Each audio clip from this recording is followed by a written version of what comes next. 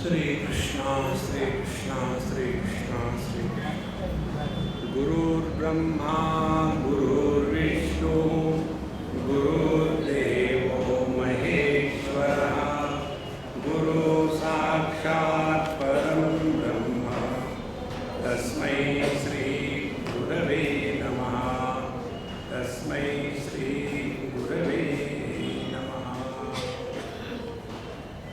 हम सब लोगों ने भगवत गीता सुन सुन के भूल गए। भगवत गीता रोने धोने वालों के लिए है, जिनको जीवन में रोने में आनंद आता है वो जाके भगवत गीता पढ़े, क्योंकि उसका जो विद्यार्थी जिसको एड्रेस किया था वो कौन था?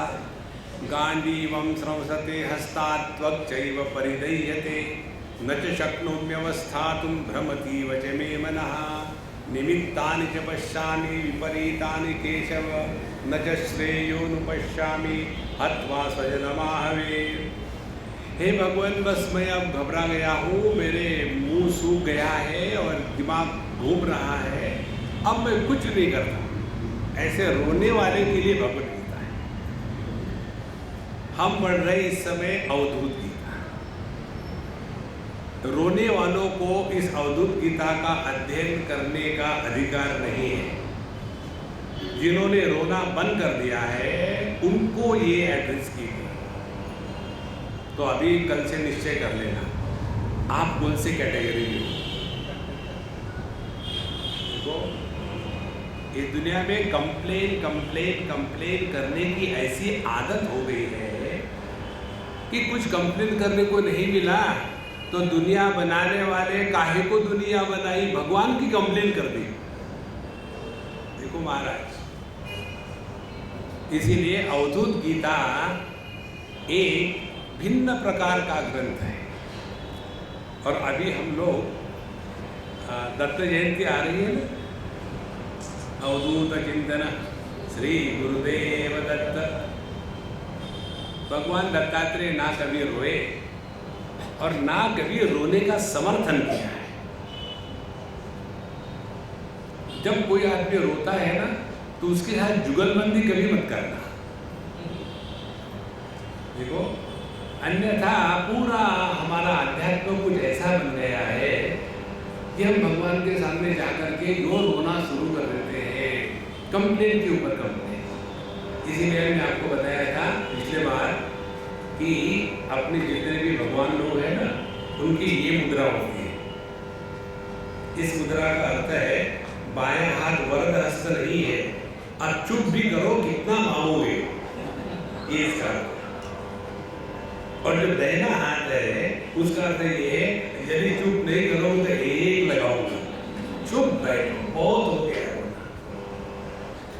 और फिर रोने की आदमी को आदत लग जाती है, नॉन स्टॉप क्राइंग। तो ऐसे जो रोने धोने वाले हैं उनको हम कुछ नहीं कर सकते। ये मालूम है कैसा है, जरा ठीक से समझ लेना। कल्पना करो, कल्पना कि आपने किया ही होगा, आपको यदि रूट कैनल हो रहा हो दांतों में, कल्पना करो कि आपको रूट कैनल का रोग है, दांत खराब हो गया है, लेकिन आपको दर्द नहीं हो रहा है क्योंकि आपने बहुत पेन किलर खा लिए, तो पता चलेगा क्या कि अंदर में गड़बड़ी है। माने हर एक दुख हमको बताता है कि अंदर कुछ गड़बड़ी है, इधर ध्यान दो। हमको कष्ट देने के लिए नहीं, हमारा ध्यान आकर्षित करने के लिए हमको दर्द होता है। ये यदि शारीरिक कष्ट की बात है तो जो मानसिक परेशानी है वो इसलिए है कि हम आए इसलिए जगत में, उसी लिए हर एक आदमी पढ़ता है, लिखता है, शादी करता है, बच्चे पैदा करता है, फिर पछताता है। सेम थिंग, वही तमाकू वही चूना। अरे जीवन में कुछ और है कि नहीं? हमारे नचिकेत महाराज कहते हैं सस्यमिव मर्त्यः बच्चते सस्यमिव जायते पुनः। घास के जैसे हम उगते हैं और घास के जैसे मरते हैं। देखो संतो, हमको अपने माँ बाप के बारे में पता है। हम में से कोई ऐसे हैं कि जिनको दादा दादी नाना नानी के बारे में पता है। कुछ एक आध ऐसे होंगे कि जहाँ ग्रेट ग्रैंड पेरेंट के बारे में पता है। चौथी पीढ़ी में कोई था, एक भी संकल्प कर नहीं है, क्योंकि अनावश्यक है। जैसे हमारे लिए वो अनावश्यक है, इसी प्रकार से हम इस जगत के लिए अनावश्यक है। हम जब नहीं थे दुनिया में तो कुछ कमी नहीं थी, हम जब चले जाएंगे तो कुछ कम नहीं होगा। हम है तो we are most unwanted and yet we start thinking we are indispensable.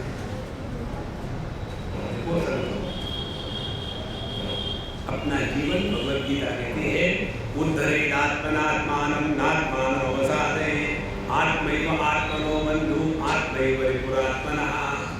हम यहाँ अपना उद्धार करने के लिए आए, रोने धोने के लिए नहीं आए। और इसीलिए यह जो अवधूत गीता है, इसमें बहुत बड़ी बात एकदम पहले ही मंत्र में दे देते हैं। अवधूत गीता में प्रवेश करने के पहले 2-4 शब्द भगवान दत्तात्रेय के बारे में समझने का प्रयत्न करेंगे। उनके बारे में सबसे ज़्यादा कंट्रोवर्सी, जिसके बारे में जितना कंट्रोवर्सी होती है उतना वो व्यक्ति श्रेष्ठ होता है। सबसे ज़्यादा कंट्रोवर्सी भगवान के बारे में, सगुण साकार है कि सगुण निराकार है कि निर्गुण निराकार है या नहीं है या दोनों है। जितनी ज़्यादा कंट्रोवर्सी उतनी ज़्यादा है। उसी प्रकार से भगवान दत्तात्रेय के बारे में भी अनेक कथाएं हैं। एक जगह कहते हैं अनुसुईया और अत्रि बड़े अच्छे दंपति थे और उनको ये पुत्र पैदा हुआ और ये बहुत बड़ा वॉरियर था और अनेक प्रकार की उसने युद्ध करे। ये मार्कंडेय पुराण में आता है। और फिर उसमें युद्ध करके फिर आखिर में वहाँ भी वो फ्रस्ट्रेट हो गए। फ्रस्ट्रेट होने के पश्चात सब छोड़ छाड़ करके एकदम इस ज्ञान पर चल पड़े और एकदम अद्भुत शिरोमणि बन गए। एक कथा ही हमारे भागवत महापुराण में दूसरे प्रकार की कथा आती है।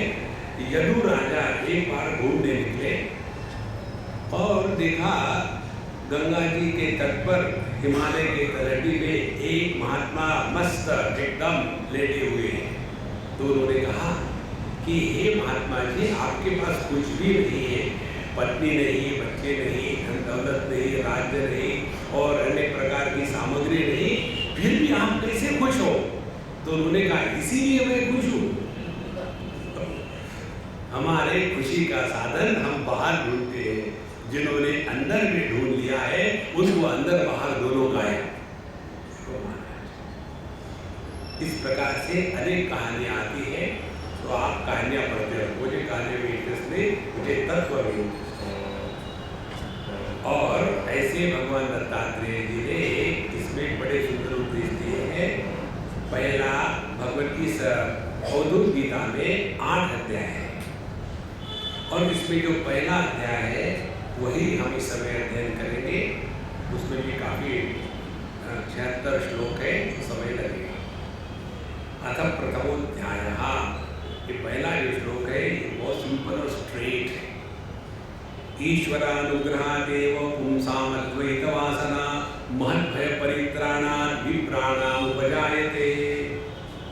अभी अपने जो प्रमुख थे उन्होंने एक बात कही कि पता नहीं क्या यहाँ लिखा हुआ था, हमारे साथ आके बैठे। इसके बारे में शास्त्र का सिद्धांत भिन्न है। मनुष्य को प्रारब्ध के कर्मवश केवल सुख दुख मिलता है। पुण्य कर्मों का फल सुख है, पाप कर्मों का फल दुख है। केवल 2 ही कर्म फल है, तीसरा कर्म फल नहीं। अमीर है वो भी सुखी होते हैं, उनको भी सुख मिलता है, उनको भी दुख मिलता है। गरीब होते हैं उनको भी सुख मिलता है, उनको भी दुख मिलता है। कर्म फल पत्नी मिलना नहीं है, कर्म फल बिजनेस में सक्सेस होना नहीं है, वो कर्म फल नहीं है, वो पुरुषार्थ है। देखो, कर्म फल ये है कि हमको जीवन में सुख मिला या दुख मिला। अब दूसरी बात, सुख मिलना दुख मिलना, भले हम किसी अन्य को बदनाम करें कि मेरे जीवन का दुख का कारण मेरी पत्नी है, एग्री, लेकिन दुखी होना अपना चॉइस होता है। If you refuse to be miserable, even God will fail to make you miserable. देखो, इसी प्रकार से जीवन में सुख दुख आप भले किसी को कह दो, प्रारब्ध को कह दो, योगायोग कह दो, कुछ भी कह दो, लेकिन ये सिद्धांत कभी मत भूलना। पहला मंत्र है ईश्वरानुग्रहादेव पुंसामद्वैत वासना।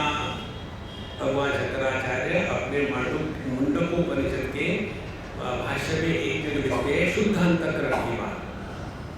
शुद्ध अंतःकरण कौन सा है? शुद्ध अंतःकरण वह है जहां तत्व की जिज्ञासा प्रकट होती है, उसको शुद्ध अंतःकरण कहते हैं। और शुद्ध अंतःकरण होने के बाद ये तत्व की जो जिज्ञासा का प्राकट्य है उसको कहते हैं ईश्वर का अनुग्रह। हमारे जीवन में 3-4 प्रकार के अनुग्रह होते हैं। एक होता है ईश्वर का अनुग्रह, दूसरा होता है शास्त्रों का अनुग्रह, तीसरा होता है साधु संतों का अनुग्रह, और चौथा होता है आत्म कृपा, अपना अपने पर अनुग्रह। ईश्वर के अनुग्रह से हम साधु संतों के संगत में आते हैं। बिनु हरि कृपा मिले नहीं सकता। तुलसीदास जी महाराज कहते हैं रामचरितमानस में, यदि हमारे जीवन में साधु संत आते हैं तो वो अपना कर्मफल नहीं है, वो भाग्य नहीं है, वह है ईश्वर का अनुग्रह। ये बहुत महत्व की बात है। अन्यथा व्यक्ति को महात्माओं के साथ जुड़ने का भी अभिमान हो जाता है। मालूम है, वो महात्मा दैनिक द्वीप में, वो महात्मा बाह्य द्वीप में, और हम खाली ढंढन पास।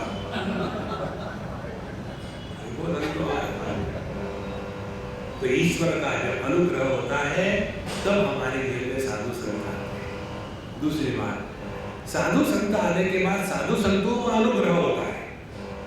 उनका अनुग्रह क्या है? उनका अनुग्रह है शास्त्रों के वचन हमको डाइजेस्ट हुए, इस प्रकार से उसकी साबूदाने की खिचड़ी बना के खिलाते हैं। आप पुणेरी लोग हैं, साबूदाना खिचड़ी फ्रेंड, तब वो शास्त्रों का सिद्धांत हमारे पास पहुंचाना, ये साधु संतों का अनुग्रह है। शास्त्र का अनुग्रह क्या है? न मे द्वेषोस्ति न प्रियः, वो सबके लिए समान है। जैसे कोई भी एक साइंटिफिक सिद्धांत ले लो, जैसे लॉ ऑफ ग्रेविटी, तो ऐसे थोड़ी है law of gravity is applicable only on Britishers and not on Indians. वो सबके लिए समान है क्योंकि शास्त्र सिद्धांत रूप है। ये कृपा तो अपने जीवन में हो जाती है। कारण क्या है? पहली बात, ईश्वर कृपा के सिवा कुछ कर ही नहीं सकता। जैसे सूर्य प्रकाश के सिवा कुछ दे ही नहीं सकता, इसी प्रकार से ईश्वर का अनुग्रह हम सब पर है। दूसरी बात, शास्त्रों का अनुग्रह भी सब पर है। यदि हमारे जीवन में साधु संत है तो साधु संत आगे ईश्वर की कृपा से शास्त्र के अर्थ हमको समझा रहे हैं। 3 बातें हो गई। चौथी बात है कि जो हमने सुना है, क्या उसको हम अपने जीवन में उतारने के लिए सिंसियरली प्रयत्न करते हैं? There is no proxy for living our life. There is no proxy for our death.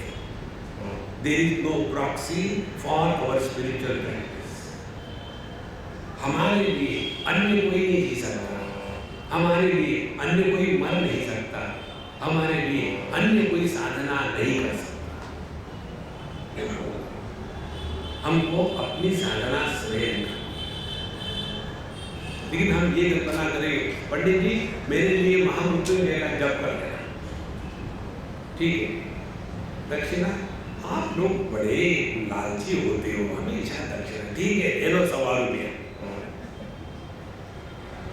और जैसे सेठ जी आप और टर्न हो गए, पंडित जी कहते सेठ जी आपका जब हो गया, इतने जल्दी हो गया 1 करोड़ का जब, अब 100 रुपये भी ऐसे ही मिलता है। There is no proxy friends, हमको अपनी साधना स्वयं करनी है। इस प्रकार से ईश्वर का अनुग्रह जब हमारे जीवन में होता है, अंतःकरण शुद्ध होने के कारण पुंसा अद्वैत वासना, तब हमको अद्वैत तत्व के प्रति जिज्ञासा जागृत होती है।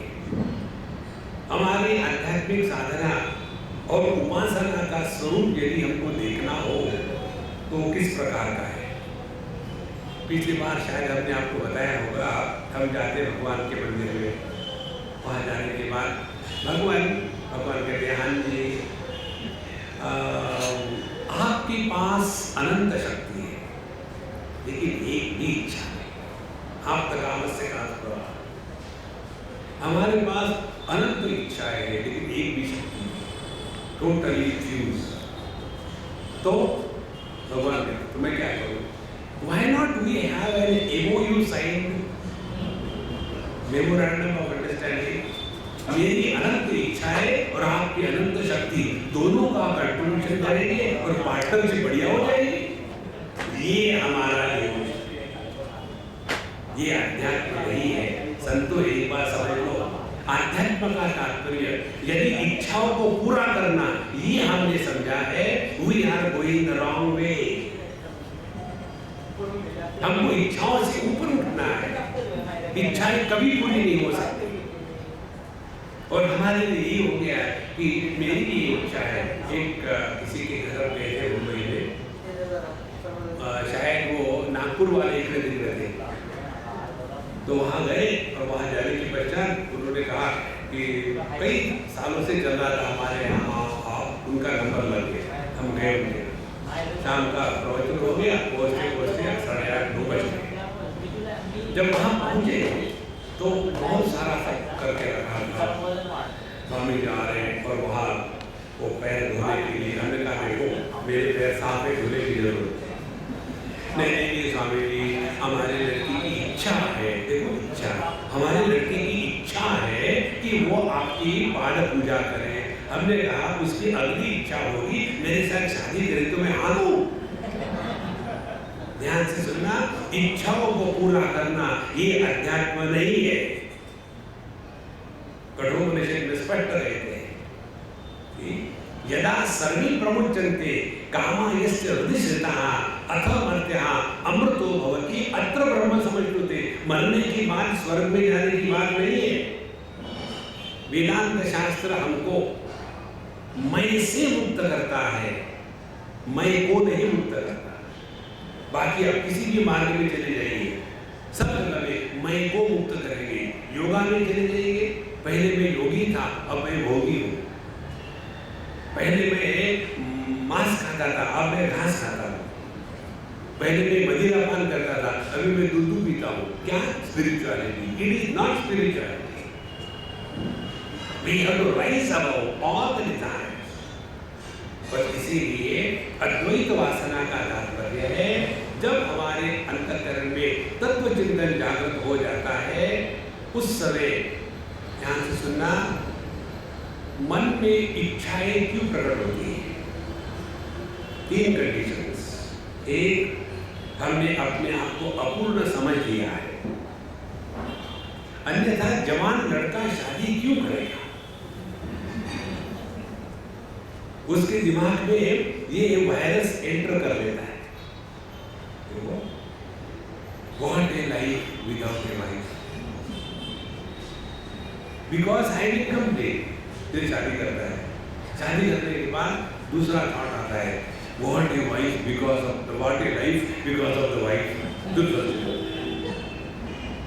तो जब अन्य होगा, अपने को अपूर्ण समझेंगे, तो उस मन की विक्षिप्त कंडीशन को कहते हैं इच्छा।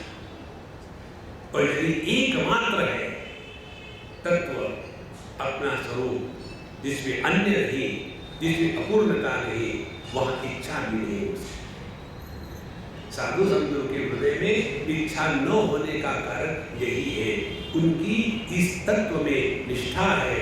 अब उनके माध्यम से परमात्मा प्रकट होते हैं, ना कि मैं और तू। इसीलिए अद्वैत वासना का तात्पर्य है हमारे अंतःकरण में तत्व के प्रति जिज्ञासा जागृत हो गई तो समझ लेना भगवान की बहुत कृपा हो गई। और भगवान की कृपा किस पर होगी? ध्यान से सुनना, लायक व्यक्ति पर। कई गृहस्थ लोग हमको कहते हैं, स्वामी जी आप तो ठीक है, सन्यासी हो, आपके लिए ठीक है, लेकिन हम गृहस्थ है, तो क्या वहां रिजर्वेशन कोटा चाहिए? ध्यान से सुनना, अध्यात्म में रिजर्वेशन कोटा किसी के लिए नहीं, first deserve and then desire. देखो संतो, स्पष्ट समझ लो, नायमात्मा बलहीनेन लभ्या, उपनिषद स्पष्ट कहती है। ये तत्व उनके लिए नहीं कि जो कायर है, ड्रॉप आउट है, वीकलिंग्स है, it is not for them. You have to have inner strength, capacity, willingness, तब जाकर के तत्व का अर्थ हो। देखो, इसीलिए पुंसाम अद्वैत वासना, जब हम अंतःकरण शुद्ध है, मन एकाग्र है, नित्य उपलब्ध है, ऐसे शुद्ध अंतःकरण में तत्व जिज्ञासा प्रकट होती है। भगवान श्री कृष्ण का एक नाम वासुदेव है। वासुदेव शब्द का अर्थ विष्णु पुराण में दिया है। वासुदेव माने वसुदेव का तात्पर्य शुद्ध अंतःकरण। शुद्ध अंतःकरण में जो प्रकट होता है उसको कहते हैं वासुदेव। इसी प्रकार से जब हमारा अंतःकरण शुद्ध है, एकाग्र है, अब दुनियादारी की चिंता नहीं है, रोना धोना नहीं है, कंप्लेन नहीं है, नींद नहीं है, आलस नहीं है, प्रमाद नहीं है, विक्षेप नहीं है, ऐसा जो शुद्ध, पवित्र, शांत और अलर्ट अंतःकरण है, उसमें तत्व जिज्ञासा वैसे ही प्रकट हो जाती है जैसे शुद्ध, साफ और स्टेडी मिरर में अपनी इमेज प्रकट होती है। तो ईश्वरानुग्रहादेव पुंसाम अद्वैत वासना, और यह जो अद्वैत वासना क्या है, तत्व की जिज्ञासा, महत् भय परित्राणा विप्राणाम उपजायते। महत् भय परित्राणा, जीवन में भय किस चीज का है? हमको किसी चीज का भय नहीं, हर चीज का भय, डर की चीज है। महत् भय, सबसे बड़ा भय किसका है? 3 चीजों का भय सबसे बड़ा होता है। एक भय होता है जरा और मृत्यु का। जरा माने बुढ़ापा, मृत्यु माने आप सब जानते हैं, भले मरे ना हो लेकिन मृत्यु जानते हैं। जरा मृत्यु। दूसरा हमको डर लगता है भूख प्यास का, अशना पिपासा। और तीसरा हमको डर है शोक मोह। इन 6 चीजों को, 3 पेयर्स को शास्त्रों में कहते हैं षड्। जरा मृत्यु, स्थूल देह अन्नमय कोश को लेकर के, अशना पिपासे प्राणमय कोश को लेकर के, और शोक मोह मनोमय कोश को लेकर के, ये 3 स्थिर स्थानों में जो रहते हैं उनके जीवन में दुख से निवृत्ति नहीं, भय से निवृत्ति नहीं। नचिकेत स्वर्ग का वर्णन करते हैं। न तत्र त्वं न जरया विवेकी उभे तीर्त्वा अशनाया पिपासे शोकातिगो मोदते स्वर्गलोके। स्वर्ग किसको कहते हैं? स्वर्ग कोई स्थान विशेष नहीं है, स्वर्ग कोई काल विशेष नहीं है, स्वर्ग कोई परिस्थिति विशेष नहीं है। देखो, आप भले अपने घर को स्वर्ग का नाम ले लो और स्वर्गवासी हो जाओ, देखो वो स्वर्ग नहीं है जहां बुढ़ापा और मृत्यु का भय नहीं, जहां भूख और प्यास की परेशानी नहीं, जहां शोक और मोह का प्रसंग नहीं, ऐसी अनुभूति को स्वर्ग कहते हैं। तो सबसे बड़ा भय इन्हीं 3 बातों का है। स्थूल देह को लेकर के जरा मृत्यु, प्राण को लेकर के अशना पिपासे, और मन को लेकर के शोक मोह। तो महत् भय परित्राणा, इन सभी भय से निवृत्त होने के लिए हमारे हृदय में जब यह तत्व जिज्ञासा, अद्वैत जिज्ञासा प्रकट हो जाती है तो समझ लेना भगवान का बड़ा अनुग्रह हो गया है। और किसके हृदय में ऐसा हो सकता है? अब अधिकारी का निर्णय देते हैं। देखो, शास्त्रों की जो अध्ययन की पद्धति है ना, उसमें कहते हैं अनुबंध चतुष्टय। मैं आपको कॉम्प्लिकेट करके नहीं बता रहा हूँ, सिंपल बता रहा हूँ। जब शास्त्रीय भाषा में जाओगे तो आप कहोगे कि ठीक है, कल आने की जरूरत नहीं, तो ये तो आपको पकड़ के रखना है ना।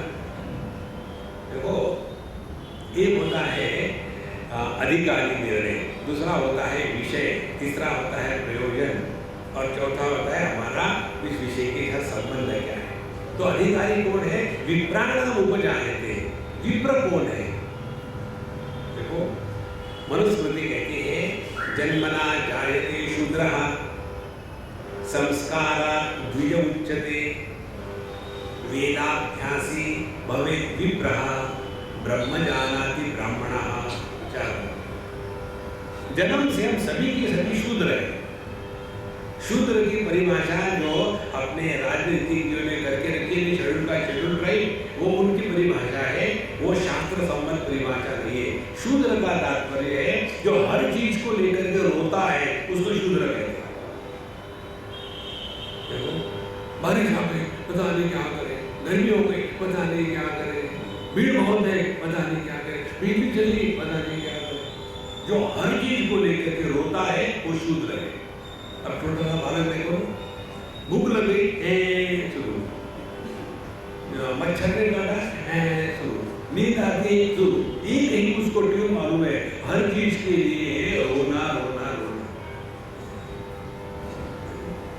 इस प्रकार से जो शूद्र है, देहात्म भाव से जीते हैं, उनके लिए ये नहीं है। दूसरे होते हैं संस्कारात् द्विज उच्यते। संस्कार माने देखे यज्ञोपवीत संस्कार। जिस व्यक्ति में संस्कार नहीं है, अपना जीवन कैसे जीना है, लोगों के साथ कैसा व्यवहार करना है, जीवन जीते समय अपने अंतःकरण पर उसका क्या प्रभाव हो रहा है, इधर नहीं देखना, तो ये सब चीजों से निपटने के लिए व्यक्ति को संस्कार आवश्यक है। जैसे बाल संस्कार केंद्र होते हैं, बाल विकास केंद्र होते हैं, यहाँ हमारे अंतःकरण पर संस्कार डालने पड़ते हैं। तो संस्कारात् द्विज उच्यते। फिर वेदाभ्यासी भवेत् विप्रः। केवल दुनिया की बातें पढ़ना इनफ नहीं है। देखो, हमको हर चीज के बारे में जानकारी चाहते हैं, लेकिन अपने बारे में कि हम कौन है, हम जब जगत में व्यवहार करते हैं तो कैसे संस्कार निर्माण होते हैं, उन संस्कारों के कारण हमारे अंदर कैसे विकार आते हैं, उन विकारों के क्या प्रकार है, उन प्रकारों के साथ जुड़ करके कैसे अहंकार आता है, अहंकार के कारण कैसे हम बेकार होते हैं, ये सब बातें जाननी पड़ती है। यहाँ से नहीं टपकती। हमारी स्थिति ऐसी है, एक ड्राइविंग सीख ली एक अम्मा ने, और बम्बई की बात है, स्वामी जी मैंने ड्राइविंग सीख ली, अब मैं आपको कहाँ भी ले जाऊँगी। मैंने चलो मुझे जाना है बेटी बजाय।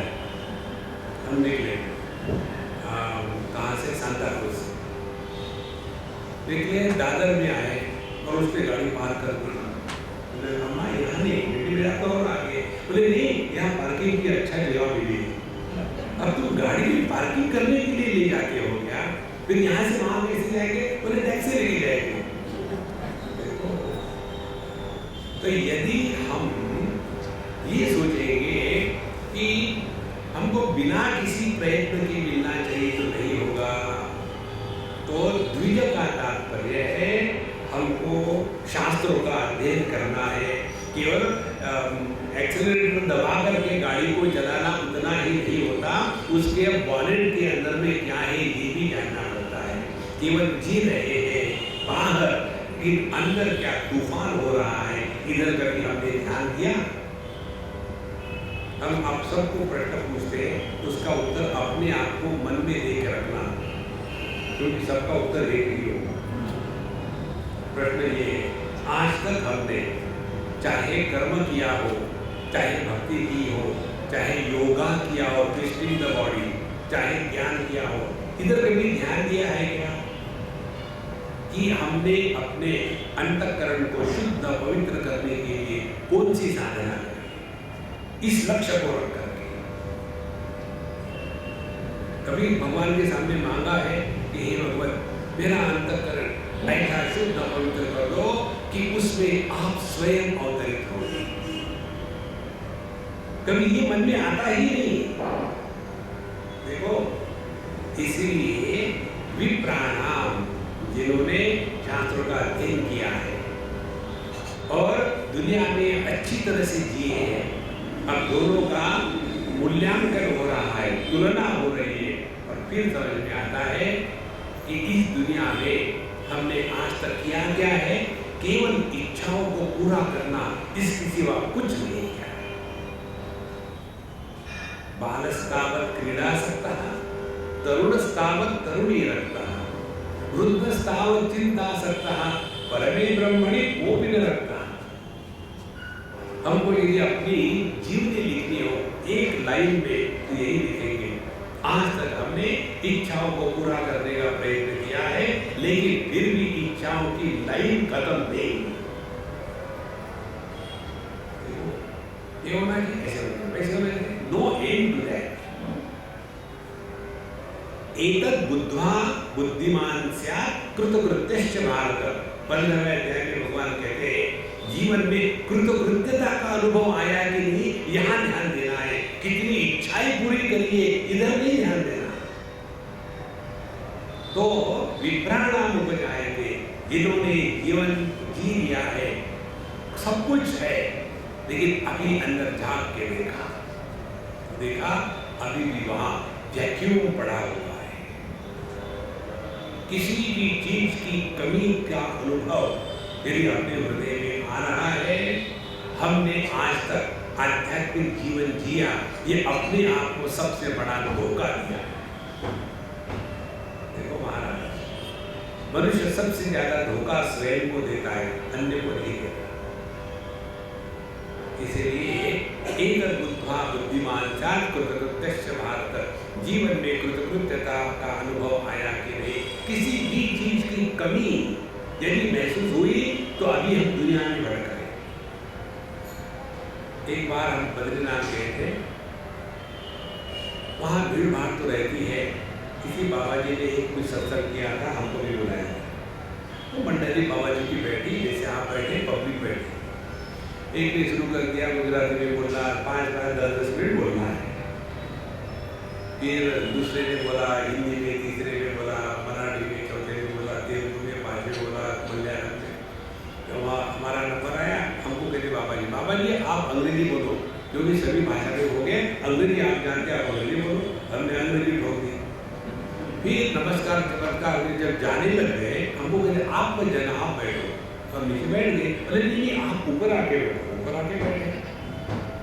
फिर मुझे कहते हैं बूढ़े थे मान, हम ये जो बता रहे हैं ना, इसको शास्त्रीय भाषा में कहते हैं प्रतिपक्ष भावना। ये टीका नहीं कहते इसको, हमको टीका नहीं करनी है। प्रतिपक्ष भावना क्या है? उन्होंने मुझे कहा यदि मैं आपके जैसी अंग्रेजी जानता तो पूरे विश्व में भगवत गीता का तहलका मचा देता है। क्या करूं, बचपन में मैंने कभी अंग्रेजी पढ़ी ही नहीं, अब समझ में नहीं आती। मुझे बताओ, इतना पूरा जीवन जिया और इस कमी को लेकर के कि मुझे अंग्रेजी नहीं आती। तो जितने अध्यात्म किया है वो सब हमारी अलकनंदा में बह गए। उस दिन मुझे समझ में आया भगवान कृष्ण के शब्द, एतद् बुद्ध्वा बुद्धिमान स्यात् कृतकृत्यश्च भारत।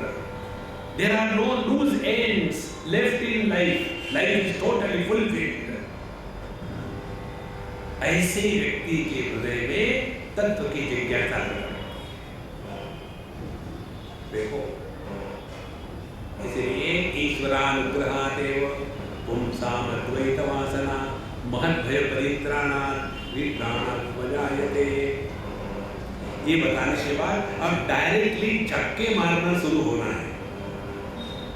यहाँ अर्जुन नहीं, कथं निगमां संघे द्रोणं च मधुसूदन ईशुनी प्रतियोत्स्यामि पूजारावरिसूदन। रोता रोता रोता खोता, हमारे पंजाबी में खोता कहते, खोता माने गधा। रोने धोने की बात नहीं आई, एक भी रोने धोने की बात नहीं। अर्जुन 24 घंटे आर्गुमेंट कहता है। एक बार कहता है कभी तो आप कहते हो कि कर्म का संन्यास ले लो, कभी कहते हैं कर्म का योग करो, करे क्या यही बताओ ना। कभी कहता है अथ केन प्रयुक्तोऽयं पापं चरति पुरुषः अनिच्छन्नपि वाष्णेय बलाधिपतिर्वरिष्ठः। कभी कहता है चंचलम ही मन कृष्ण प्रमाथि बलवत् दृढ़ एतस्याहं न पश्यामि चंचलत्वा स्थितिर्विराम। हे भगवान, आप जो कहते हैं मन को कंट्रोल में लाओ, बड़ा डिफिकल्ट है। ये जो कंप्लेन करने वाले होते हैं वो साधक नहीं होते। इसीलिए हम कहीं भी हमारे अपने कैंप वगैरह होते हैं, कहीं भी क्वेश्चन आंसर के सेशन नहीं रखते। No question answer, find out your own solutions. हमको तो प्री डाइजेस्टेड इंट्रावेनस फूड चाहिए। मेहनत करो, कृपणः फलहेतवः, बुद्धौ शरणमन्विष्य। अपने बुद्धि को जरा घसो थोड़ा बहुत, क्योंकि अन्य को जब हम प्रश्न पूछते हैं तो हमको उत्तर मिलता है, समाधान नहीं मिलता। समाधान अपने को ढूंढना पड़ता है। Reply is not an answer. देखो, परीक्षा में एक बच्चे को प्रश्न पूछा, लिखना था, भारत की राजधानी का नाम क्या है? अब उस बच्चे ने लिख दिया, come on sir, you know it very well. उत्तर तो दिया ना, लेकिन क्या उस उत्तर से उसको मार्क मिलेंगे?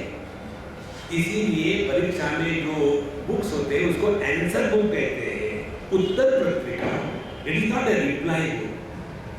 देखो, इसीलिए जब अन्य को प्रश्न पूछते हैं हम, तो हमको केवल रिप्लाई मिलता है, उत्तर मिलता है, समाधान नहीं मिलता। समाधान और उत्तर, इसमें जमीन आसमान का अंतर होता है। इसलिए कहते हैं यहाँ से आगे रोने धोने की बात बंद कर दो। ये इदं पूरितं सर्वं आत्मना एव आत्मनि निराकारं कथं वन्दे यभिन्नं शिवमव्ययम्। अब यहाँ से सीधी बात शुरू हो जाती है, भगवान को नमस्कार करें। अब कैसे नमस्कार करें भगवान को? वो अलग हो तब ना। उनसे भगवान को कहाँ नमस्कार करें? क्योंकि येन इदं सर्वं पूरितं आत्मानं आत्मना एव आत्मनि। ये संपूर्ण विश्व केवल अपने में ही तो है। अब ध्यान से सुनना, रूप रंग की स्थिति, उसका अधिष्ठान इंद्रिय होते हैं, आंखें। सभी विषय जो है, शब्द स्पर्श रूप रस गंध, इनका अधिष्ठान 5 ज्ञानेंद्रिय। इन ज्ञानेंद्रियों का अधिष्ठान आधार है मन, और मन है चेतन सत्ता की अभिव्यक्ति। तो ये सब दुनिया किसमें है? इसी एक चेतन सत्ता में। ये एकदम पूरितम सर्वम। और यह जो चेतन सत्ता है, हमसे अन्य के रूप में ग्रहण नहीं करी जा सकती। अनंत, किसी को एक्सक्लूड नहीं करता। देखो, येनेदं पूरितं सर्वं आत्मना आत्मनि एव। देखो, एक बार हम भावनगर गए थे, गुजरात में। एक हमारे मित्र है वहाँ, उन्होंने एक फैक्ट्री लगा के रखी है। ये जो प्लास्टिक के टाइल होते हैं ना बांधने के लिए, एयरपोर्ट पर लगाते हैं वैसे वाले। और हमको ले गए और विशेषता ये बताई, तो स्वामी ने, आप इस कमरे में चलेंगे पहले, वहाँ मशीनें, वहाँ का काम देखेंगे। हम वहाँ गए, इतना जोर जोर से आवाज हो रहा था, डाम डाम डाम डाम डाम, और छोटा सा कमरा, उसमें 8 मशीनें। ऐसे लग रहा था कि छत उड़ जाएगा। और उसके साथ जो काम करने वाले लोग थे, बड़े शांति से काम कर रहे थे। तो हमने कहा भाई बाहर जो लोग देख लिया, आप मुझे नहीं देखना। तो हमने कहा इतनी कठिन है ये लोग कैसे काम कर रहे हैं? बोले समझ, यही तो मुझे आपको बताना था। उन्होंने कहा मेरी कंपनी में जितने भी लेबर है, सभी के सभी हैंडीकैप है। There is not a single normal labour. केवल फ्रंट डेस्क में जो है वो नॉर्मल है, बाकी सब हैंडीकैप है। बोले जैसे यहाँ इस मशीन की इसमें सब के सब बहरे हैं। तो उनको कितनी भी आवाज हो क्या फर्क पड़ता है? जैसे हमको वेदांत के श्रवण का क्या फर्क पड़ता है?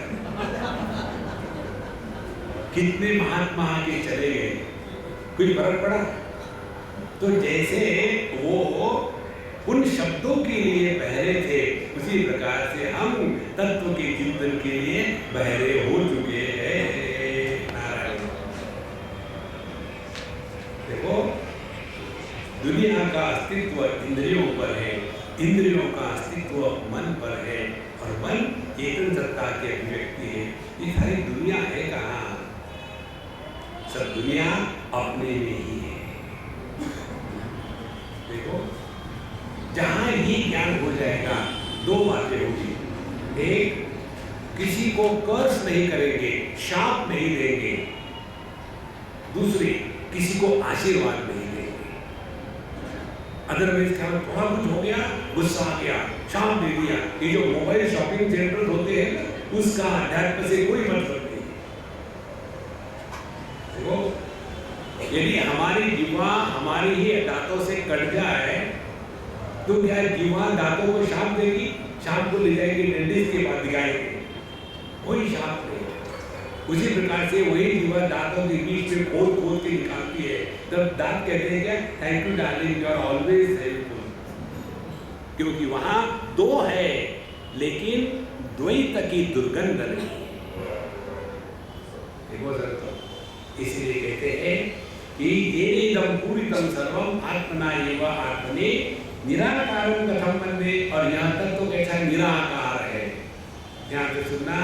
निराकार का अर्थ आपको प्रयत्न नहीं करना, केवल सावधान होना है। सावधान एक ही हुए थे पूरे विश्व में, कौन मालूम है? नारायण ढोसर। वही केवल सावधान हो गए। नारायण ढोसर मालूम है ना? वही एक सावधान होकर जीना शुरू किए, और हम लोग सावधान करके फिर भी लाल बत्ती है आज निकल जाते हैं। देखो, निराकार का तात्पर्य क्या है? रूप रंग का आकार है। जिस दृष्टि से रूप रंग को प्रकाशित करते हैं, उस दृष्टि का क्या आकार है? यह रूप रंग जिस प्रकाश के द्वारा प्रकाशित होता है, उस प्रकाश का कौन सा आकार है? आंखों का जो स्ट्रक्चरल भाग है, गोलक, इसका आकार है। इस आंखों को जानने वाला जो मन है, उस मन का कौन सा आकार है? यह मन जिस चैतन्य की अभिव्यक्ति है, उस चैतन्य का क्या आकार हो सकता है? एक ग्रंथ है विज्ञान भैरव, जिसमें ध्यान की 112 प्रक्रियाएं बताई है। उसमें एक प्रक्रिया ये है, अभाव की भावना करो। कैसे? शब्द और शब्द का अभाव। शब्द उदाहरण के लिए श्री राम, श्री राम प्रारंभ हुआ, थोड़े समय तक रहा, समाप्त हो गया। शब्द का जो अभाव है, शांति है, इसका ना तो प्रारंभ है ना तो अभाव है। जो अभाव को प्रकाशित करता है वो भावाभाव के परे होता है। निराकारं कथं वन्दे।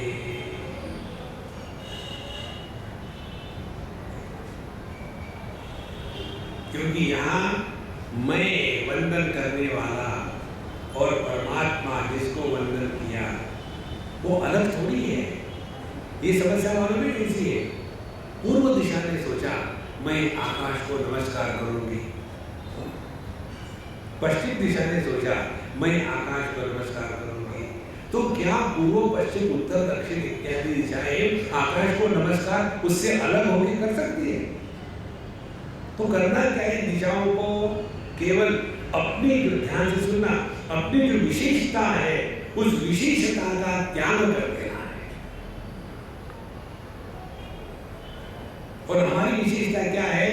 मैं स्त्री, मैं पुरुष, मैं जवान, मैं बूढ़ा, मैं पढ़ा लिखा, मैं ज्यादा ही पढ़ा लिखा, देखो मैं ब्यूटीफुल, मैं ऑफुल, मैं हिंदू, मैं मुसलमान, मैं क्रिश्चियन, माने हम पर विशेषताओं का बोझा कम है, इसलिए एक और विशेषता, हम स्पिरिचुअल है। हमारे जितने भी स्पिरिचुअल नहीं होते, स्पिरिचुअल होते हैं। स के पहले ई लगा के स्टेशन, स्टार्ट, स्माइल, इसी को लेकर के स्त्री को स्त्री कहते हैं, क्योंकि गर्म होते हैं।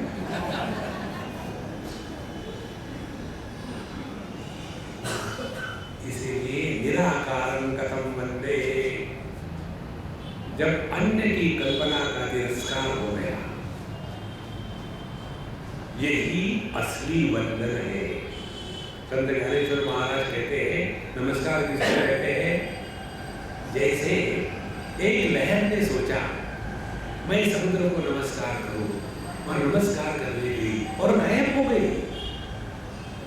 लहर में नाम रूप की विशेषता है, जब यही लहर नाम रूप की विशेषता का त्याग कर देती है, तब उसका नमस्कार कहते हैं।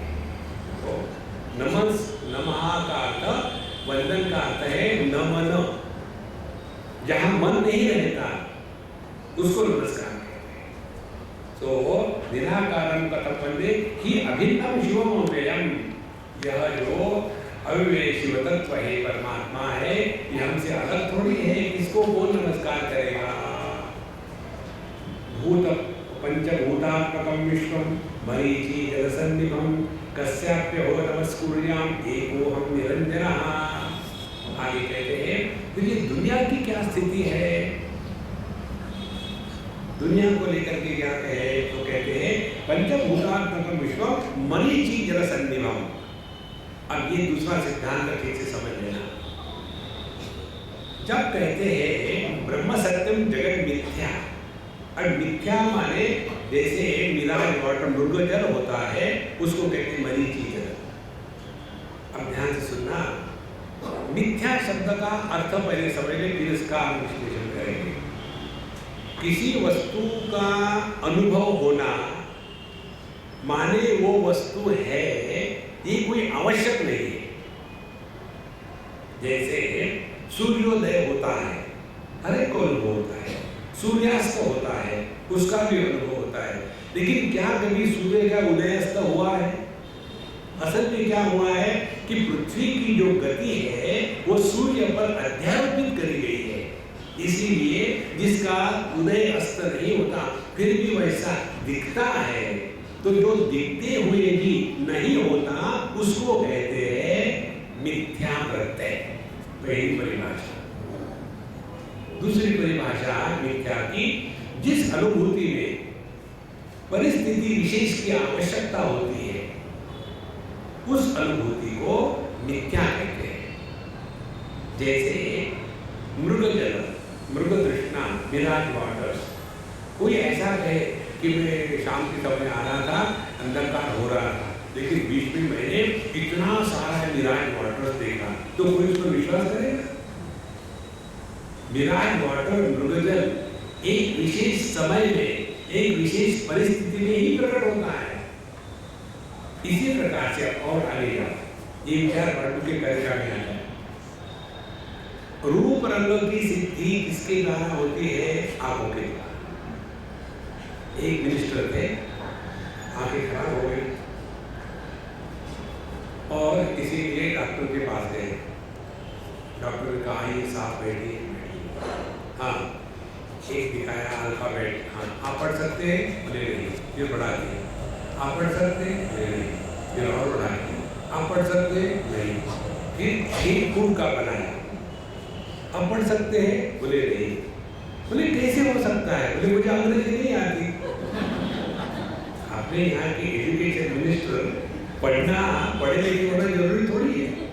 आपको मालूम है पांडिचेरी के एजुकेशन मिनिस्टर की ऐसी केस चल रही है। इसीलिए किसी रूप रंग की सिद्धि होने के लिए दृष्टि की आवश्यकता है। दृष्टि की सिद्धि होने के लिए रूप रंग की आवश्यकता है। देखो, सो दे आर म्यूचुअली डिपेंडेंट। ये एक दूसरे पर अवलंबित है। तो एक दूसरे दूसरे पर अवलंबित है, तो इसके द्वारा जो ज्ञान होगा वो मिथ्या होगा, वो सच नहीं होगा। फिर सच क्या है? सच है मन, जो इन दोनों का आधार है। इसी प्रकार से मन भी मिथ्या, क्योंकि वो एक विशेष परिस्थिति में ही प्रकट होता है। पत्थरों में मन प्रकट नहीं होता, केवल प्राणी मात्र में मन प्रकट होता है। इस प्रकार से मिथ्या शब्द का अर्थ परिस्थिति विशेष में जो अनुभूति है उसको मिथ्या कहते हैं। अब देखो, ये जगत को मिथ्या कहा है। क्यों जगत को मिथ्या कहा है? क्यों हमने जगत को अपने से अन्य के रूप में स्वीकार किया है। अब कैसा अन्य है बताओ? किसी भी वस्तु की उपलब्धि केवल भावात्मक होती है। ट्यूबलाइट है, लाल रंग है, उसके बाद खम्भे है, मनुष्य है, गधा है, पॉलिटिक्स है, विजडम है, बेवकूफी है, अस्तित्व सबके लिए सामान्य है। और हमारा अपना अनुभव क्या है? अभावात्मक नहीं, हमको भी अपना अनुभव केवल भावात्मक ही होता है। किसी को भी अपने अभाव का अनुभव आज तक नहीं हुआ।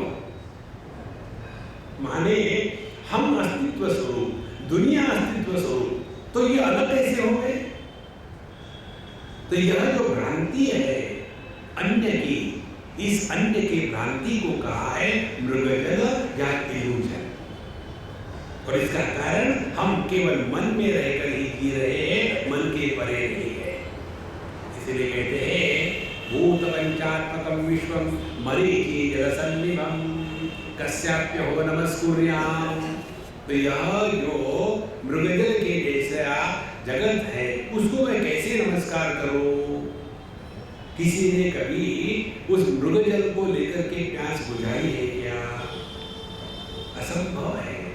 यदि कोई प्रयत्न करेगा तो मूर्ख कहा जाएगा। इसीलिए मैं ना तो अपने को नमस्कार कर सकता हूँ, ना तो अन्य को नमस्कार कर सकता हूँ, क्योंकि एको हम निरंजना, क्योंकि केवल एकमात्र तत्व है, अनेकता नहीं है। ये बहुत सूक्ष्म विषय तत्व, इसको जब तक हम ग्रहण नहीं करेंगे ना, तब तक ये दुनिया ऐसी ही चलती रहेगी और इसमें कोई राम नहीं रखा है। ये दुनिया को लेकर के अपने आप को बर्बाद करना, इससे बड़ी मूर्खता कोई नहीं। कई बार लोग हमको पूछते हैं, हमें आपको नहीं लगता अपने देश में ऐसा? हमने कहा देखो भाई, मैंने ये सब धंधा छोड़ दिया है। बोले क्यों? आपको नहीं लगता कुछ करे? हमने क्या, जो जिन्होंने किया है उनको पूछो। आपके भगवान राम की अयोध्या अभी भी झगड़ा कर रही है। आपके कन्हैयालाल की द्वारका पानी में डूबी है। मथुरा का रिकॉर्ड है कि पूरे इंडिया में सबसे ज्यादा लीकर का व्यापार मथुरा में होता है। देखो, ये दुनिया हमेशा ऐसी ही रही है। इसमें अपने आप को बर्बाद करना ये बेवकूफी है। देखो, हमारे जीवन का एकमात्र प्रयोजन है। इसी जीवन में ध्यान से सुनना, भगवान के दर्शन के चक्कर में मत पड़ना। इसी जीवन में हमारे माध्यम से प्रभु प्रकट होवे, हमारे माध्यम से प्रकट तब होंगे जब हम खाली हो जाएंगे। जब कोई मकान खाली होता है तभी उसमें दूसरा जा सकता है। यहाँ तो ठूस ठूस के भरे हुए हैं, जहाँ भी भगवान आते जगह नहीं से हटो। इसलिए अपने को खाली करना है, यही सब साधना है। कस्याप्य हो नमस्कुर्याम एको हम निरंजना। आगे कहते हैं आत्मैव केवलं सर्वं भेदाभेदो न विद्यते अस्ति नास्ति कथं भूयाम विस्मयः प्रतिभाति में। आत्मा एव केवलं सर्वम, ये एक तत्व मात्र है। देखो, एक एक शब्द पारिभाषिक है। केवल का तात्पर्य है केवल से ही कैवल्य शब्द बना है और कैवल्य से ही कैवल्य धाम शब्द बना है। केवल का तात्पर्य जिसमें किसी भी प्रकार के भेदों का अभाव है उसको केवल कहते हैं। जैसे कहते हैं ना 100 रुपए मात्र, माने 1 पैसा ज्यादा नहीं 1 पैसा कम नहीं, केवल उतने। तो केवल का तात्पर्य क्या है? भेद 3 प्रकार के बताए हैं शास्त्रों ने। एक को कहते हैं विजातीय भेद। जाति का तात्पर्य ब्राह्मण क्षत्रिय वैश्य शूद्र शेड्यूल कास्ट नहीं, ये तो पॉलिटिकल परिभाषा है। जाति का अर्थ होता है आकार, पशु जाति, पक्षी जाति, वनस्पति जाति इत्यादि। तो विजातीय माने क्या? पेड़ प्राणी नहीं है, पहला विजातीय भेद। एक अलग है और ये जानवर इत्यादि अलग है। फिर सजातीय भेद, सभी प्राणी है, जानवर है, लेकिन कोई गाय है, कोई भैंस है, कोई गधा है, कोई मनुष्य है। अब उसमें ये हो गए सजातीय भेद। स्वगत भेद, गाय ही है लेकिन उस गाय में सिंह उसकी दुम नहीं है, दुम उसका मुंह नहीं है, मुंह उसका पेट नहीं है, पेट उसके पैर नहीं है। ये हो गया स्वगत भेद। इस प्रकार से तीनों प्रकार के भेद जिसमें नहीं है उसको कहते हैं केवल। अब इसको जीवन में लगाएं। हम 3 भेदों के मारे हुए हैं, जीव, जगत और ईश्वर। तो जीव जीव का भेद, जगत जगत का भेद, जीव ईश्वर का भेद, जीव ईश्वर जगत का भेद, इस प्रकार से 5 भेद हो गए। ये 5 भेद जिसमें नहीं है उसको कहते हैं केवल। देखो ध्यान से सुनना, अनंत में शांत हमेशा काल्पनिक होता है, वास्तविक नहीं होता। जैसे आकाश अनंत है, आकाश में पूर्व पश्चिम उत्तर दक्षिण इत्यादि ये 10 दिशाएं हैं। इन 10 दिशाओं को केवल हमने कल्पित किया है। कैसे कल्पित किया है? जिस दिशा में सूर्य उगता है उस दिशा को पूरब कहो, बहुत बढ़िया है। पूरब किसको कहते हैं? जिस दिशा में सूरज उगता है। सूरज की दिशा में उगता है जिधर पूरब होती है। अब पूरब के कारण सूर्य उगता है कि सूर्य के कारण पूरब है? तो हमने उस अनंत आकाश में ये जो भिन्न भिन्न दिशाएं हैं उसको कल्पित किया है और इसी कल्पना को लेकर के फेंग शुई के चक्कर में भटकते रहते हैं। बच्चों को सोते समय आप लोग कहते होंगे ना, बेटा दक्षिण दिशा में पैर करके नहीं सोना चाहिए, सीधे सो जाओ।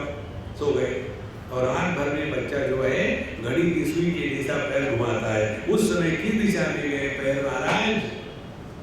अनंत में शांत की कल्पना होती है। इसी प्रकार से एक ही परमात्मा अनेक उपाधियों के कारण भासता है। जैसे एक आदमी अपने पिता की उपाधि को धारण किया तो उस आदमी को क्या कहेंगे? पुत्र। वही आदमी अपने पत्नी की उपाधि को धारण करके बैठा है तो उसको क्या कहेंगे? पतित पावन सीताराम। फिर उसी आदमी ने अपने पुत्र की उपाधि को धारण किया है तो उसको क्या कहेंगे? पिताजी। तो एक ही मनुष्य 3 बढ़ गए हम। और दुखी होने वाला कौन है? आदमी कभी दुखी नहीं होता और पति कभी सुखी नहीं। और पति क्या है? औपाधिक है, वास्तविक नहीं है, कल्पना है। देखो एक बार एक बच्चे ने अपने पिताजी से कहा, dad I want to become an intelligent husband. Dad ने उसके तरफ देखा और बिल्कुल उसको धमका दिया, काम में लगे। Dad I want to become an intelligent husband. फिर नहीं देखा, फिर तीसरा कहा, dad mom always calls you dumb, I don't want you to somebody to call me dumb. Tell me how to become intelligent husband. Finally dad said, there is nothing like intelligent husband. Those who are intelligent, they never become husband. ये सब औपाधिक है महाराज, सत्य नहीं है। सत्य केवल आदमी है। इसी प्रकार से एक ही सत्ता सत्य है, बाकी अन्य की उपाधि लगा दी उसी परमात्मा को तो जगत कहते हैं। परिच्छिन्नता की पंचकोशों की उपाधि लगा दी तो उसी परमात्मा को जीव कहते हैं। परोक्षता की दूरी की उपाधि लगा दी तो उसी परमात्मा को ईश्वर कहते हैं। देखो, ये 3 उपाधियों में से त्याग करना है।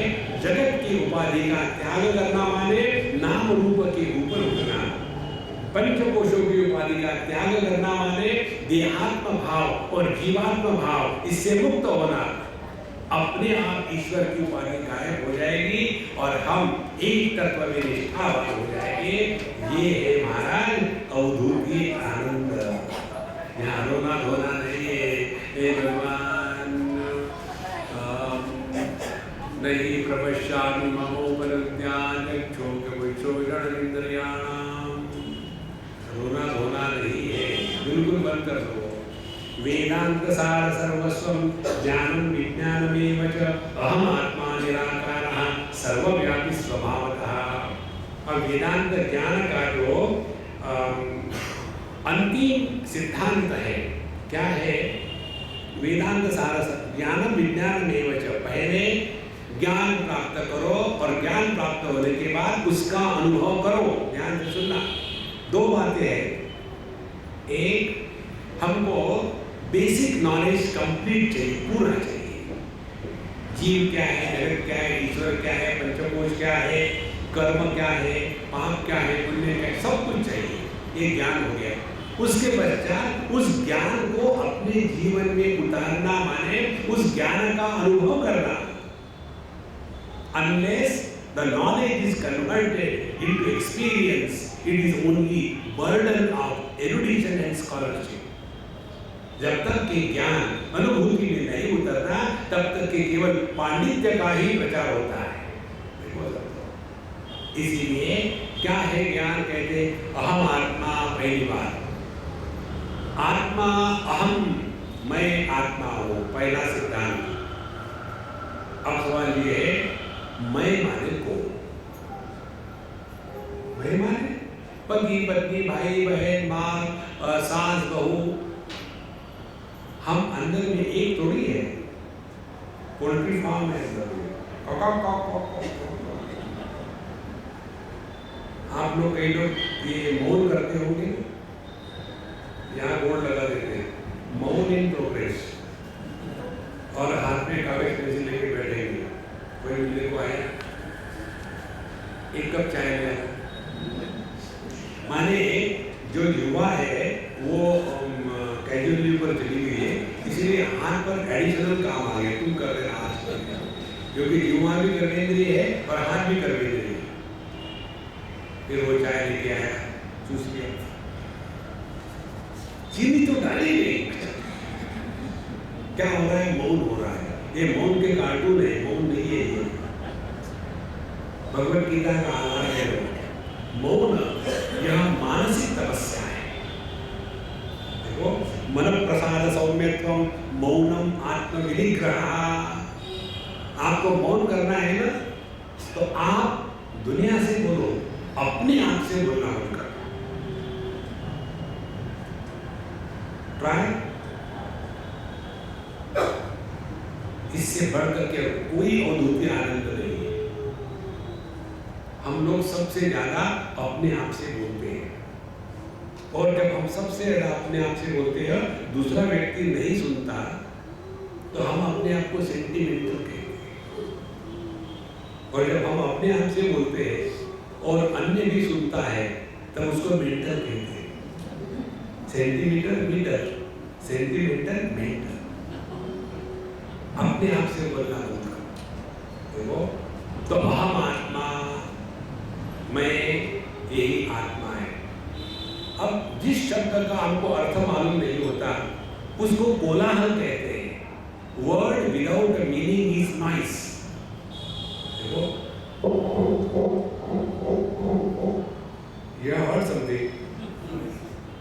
What is the meaning of that? No meaning. इसी प्रकार से अहम ब्रह्मास्मि, अहम ब्रह्मास्मि, अहम ब्रह्मास्मि। दादाजी, ये अहम का क्या अर्थ है? चुप, अरे चुप कर। ब्रह्म का क्या अर्थ है? ब्रह्म। अस्मि का क्या है? तस्मी। तो हमारे लिए अहम ब्रह्मास्मि और दोनों समान है।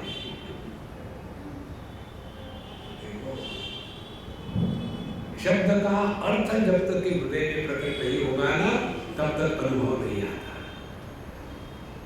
पिछले बार हमने आपको उदाहरण दिया था, एक कागज पे हमने समझो लिखा पत्थर और उसका लड्डू बना करके इस अम्मा के पास फेंका, तो उसको लगेगा क्या?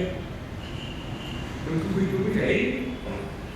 और उस दिन क्या है, बोला और सामने को पत्थर चाहिए, उसमें पत्थर और मारा मुझे, तो कैसे कसके लगेगा?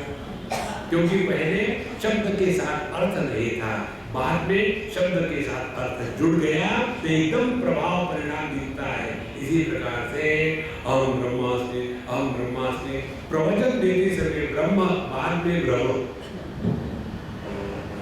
देखो प्रवचन देते समय वैराग्य न कर्मणा न प्रजा धने न त्यागे नहीं अमृतत्व मानसिको, पैसे लाभ। इससे बड़े क्या कार्टून हो सकते हैं सब? तो इसीलिए ये बहुत स्पष्ट बात है, अहम आत्मा निराकार। अब मैं हम किसको कहते हैं?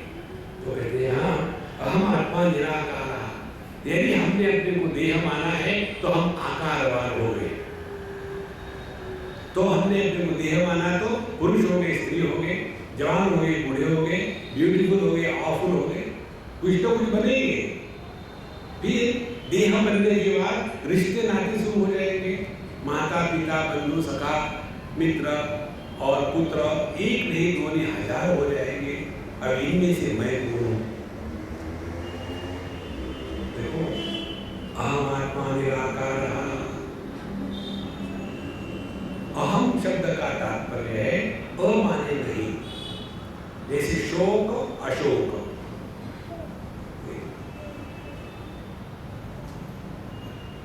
तो हम माने हननम हानि, योगो भवति दुख। हाँ, अमाने हानि, अमाने नहीं, जिसका कभी नाश नहीं होता वो। अब ढूंढो किसका नाश नहीं होता। जब मैं बच्चा था तो सभी लोग मुझे आके उठाते थे, गले लगाते थे, किस करते थे, प्यार से बोलते थे। अब पता नहीं क्या हो गया है, जब लोग मुझे देखते हैं तो पुराना अखबार उल्टा लेके पढ़ना शुरू करते थे। मैं तो वही हूँ, लोग क्यों बदल गए? अरे महाराज, लोग नहीं बदले, तुम्हारा जो शरीर था इतना बढ़िया अब बुढ़ाऊ हो गया है।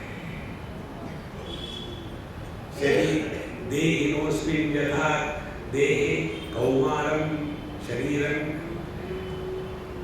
इस शरीर में जिस प्रकार से शिशु, कुमार और बुढ़ापा इत्यादि आता है, इसी प्रकार से देह बदला तो ये मैं नहीं हो सकता, जवानी बदली ये मैं नहीं हो सकता। पहले मैं कुमारा था, फिर वो कुमारा मर गया, शादीशुदा पैदा हो गया, फिर वो कुमारा मैं नहीं हो सकता। शादीशुदा होने के बाद बच्चे हो गए, फिर मैं शादीशुदा नहीं रहा, बाप बन गया, तो बच्चे को शादीशुदा मर गया। उसके पश्चात फिर भगवान के दया से पत्नी चली गई, फिर मैं शादीशुदा नहीं रहा, वो मर गया। कितने मरे, लेकिन एक ऐसा तत्व है जो आज तक नहीं मरा। इसको पकड़ लेना अहम आत्मा निराकार। इस अवधूत गीता में आकाश को लेकर के धारणा करने का अभ्यास 50 बार किया गया है। और इसीलिए हम देखेंगे जब शब्द का अभाव करते हैं तो अभाव का आकार नहीं, रूप का अभाव कर लो तो रूप का आकार नहीं। नाम और रूप ये दोनों ही तो मिलकर के जगत बनता है। अस्ति भांति प्रिय नाम रूप इति पंचांशकम आद्यत्रयम् ब्रह्म रूपम जगद रूपम ततो द्वयम्। कि जगत में किसी भी वस्तु का होना, उपयोगिता इत्यादि, और उस वस्तु का नाम रूप होता है। नाम रूप यही जगत है, और पूरी दुनिया किस लिए जीती है? केवल नाम रूप के लिए। जिंदा है तब भी अपने स्टैच्यू बनवा के रखो, यही तो भगवान की माया है।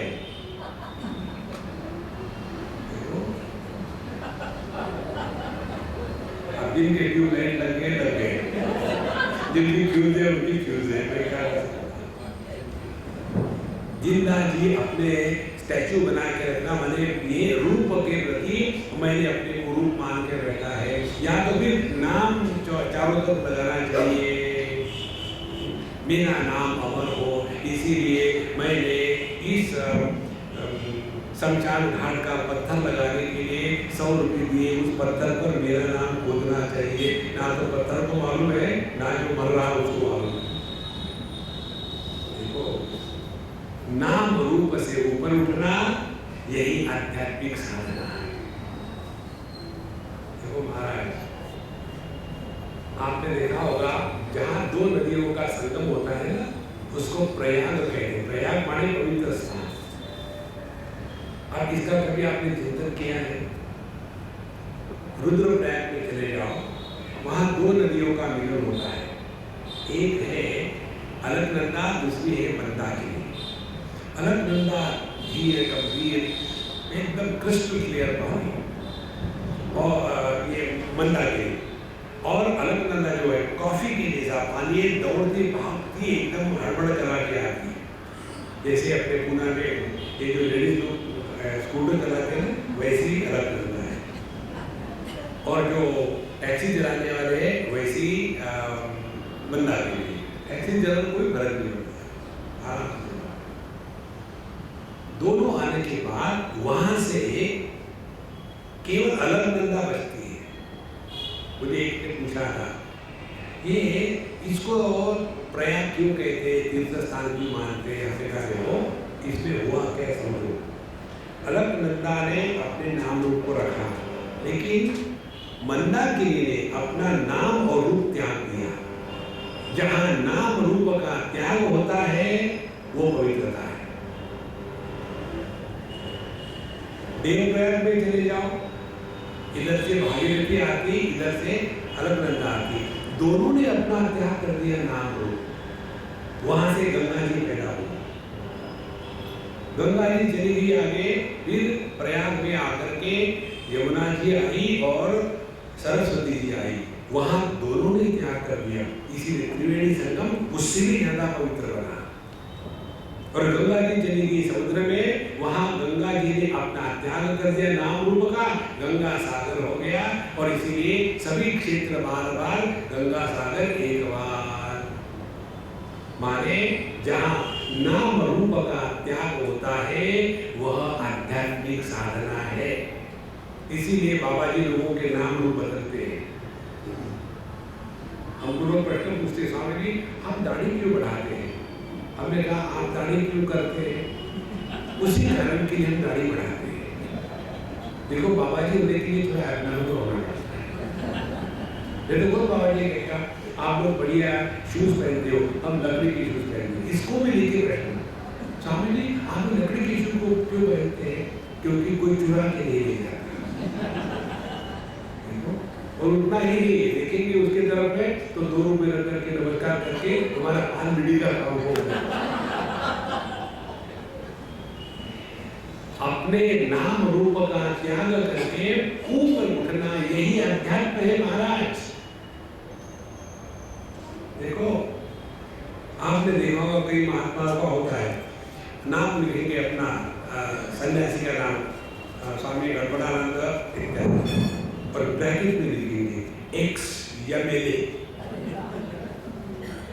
अरे जब सन्यासी बन गए तो पूरा दफना लो। सन्यास दीक्षा में एक विरजा होम होता है, और विरजा होम में जिसकी सन्यास दीक्षा हो रही है उसका पिंडदान वो स्वयं करता है। तो technically speaking I am dead person, don't touch me. और टच करने के बाद जब घर जाके नहाओ, सूतक बनेगा। देखो इसीलिए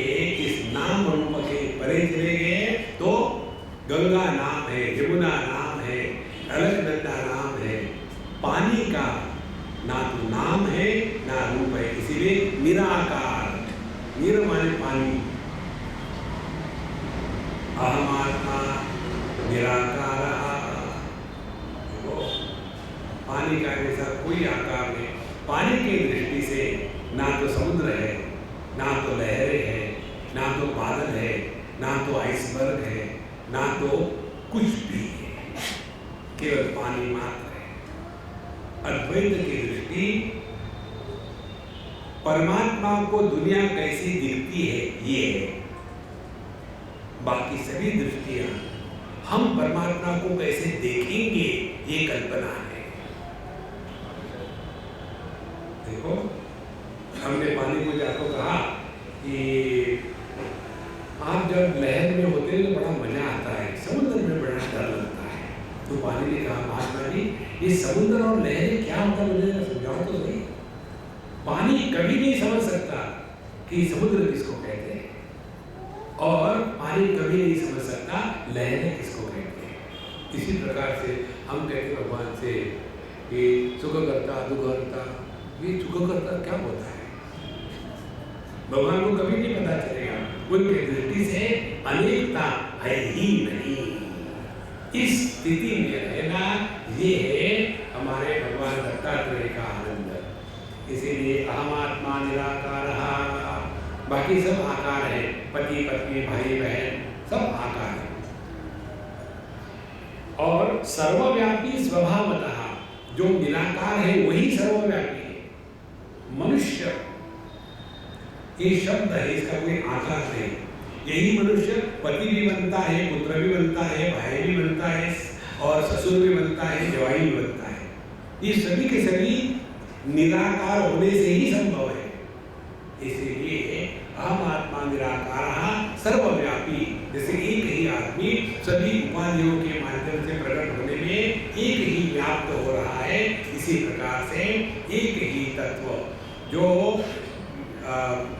शैशव अवस्था में था, वही टीनेज में था, वही मिडिल एज में था, वही नॉट सो ओल्ड में था। Now he is in the old also and he will continue to be there after. धीरस्तत्र न मुह्यति। देखो, जिस प्रकार से आकाश में बादल आके चले जाते हैं ना, उसी प्रकार से ये अनेक उपाधियां आके चली गई।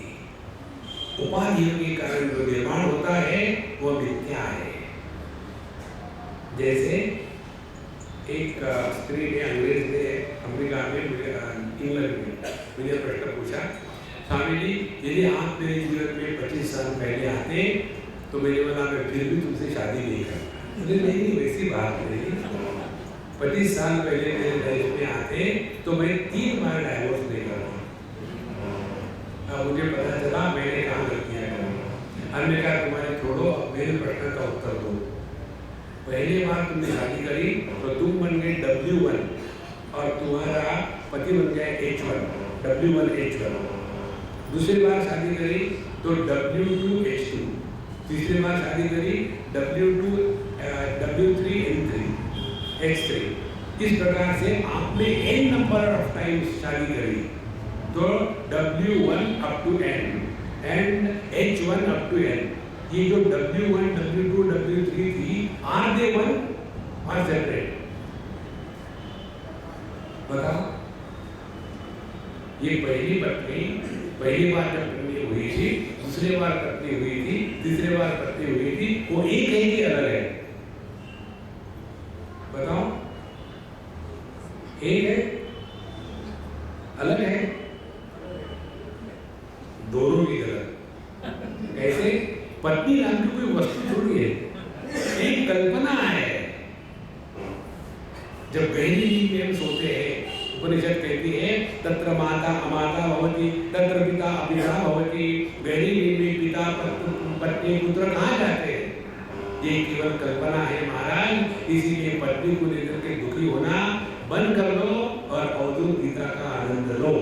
ओम पूर्णमदः पूर्णमिदं पूर्णात् पूर्णमुदच्यते पूर्णस्य पूर्णमादाय पूर्णमेवावशिष्यते। ओम आणि